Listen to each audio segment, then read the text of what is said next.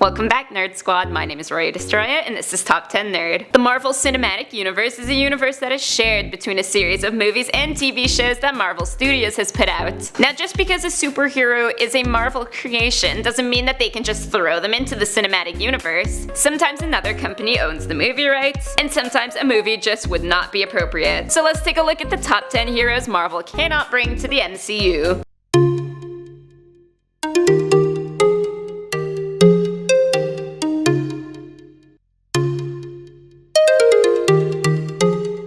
In the number 10 spot, we have the Fantastic Four. Despite being Marvel's first family, Marvel cannot legally introduce the Fantastic Four into their cinematic universe. This is because the movie rights are owned by 20th Century Fox, who inherited them from German film studio Constantin Films. And wow, they did not do the family justice at all with the films that they put out. You would think they would just hand the rights back to Marvel, say please take them back, but such is not in the talks. Of course, there are always rumors going around, but do not hold your breath for this one. Coming in at number 9 is Big Bertha. Big Bertha is a Marvel creation who debuted in West Coast Avengers Volume 2. Now, there's nothing wrong here with the movie rights. I'm sure Marvel could put her into the MCU if they really wanted to, technically. But what is holding them back, other than her unpopularity, is the fact that her superpower is becoming morbidly obese, and then vomiting to get back down to a smaller size. Not the greatest message to send to the kids. Just gain 200 pounds and you too can be a superhero, as long as you vomit it back out. Yeah, that movie ain't gonna happen. Next to number 8, we got Galactus. Getting technicalities out of the way here, no, Galactus is not necessarily a hero, but he's not always a villain. The guy doesn't choose to eat planets, he just kinda has to in order to survive. And this would actually be a pretty cool MCU movie premise, except it can't be. His rights fall under the Fantastic Four category, and sadly, because of this, he was reduced to an evil cloud instead of a neutral cosmic entity in the movies that they've put out. Big potential fell flat there. In the number 7 spot is the Silver Surfer. As he is Galactus' most famed herald, Silver Surfer property sadly falls under that darn Fantastic Four category again. And though he is a widely beloved superhero, he has yet to be given his own solo film. But with how Fox has handled the rest of the Fantastic Four characters, maybe that's not such a bad thing. However, if you're a hardcore fan, you may have noticed the Easter egg in Thor Ragnarok. Thor realizing his opponent is his friend the Hulk is a nod to a part in the Planet Hulk storyline, where Hulk realizes he's facing off against Silver Surfer, an old friend. Coming in at number 6, we have Hindsight. Formerly known as Hindsight Lad, Hindsight was introduced in New Warriors Annual Volume 1. He's got a unique power indeed, and it's perhaps one of the most useless out there too. He can tell you how an event could have happened if a different set of actions were taken, right after it's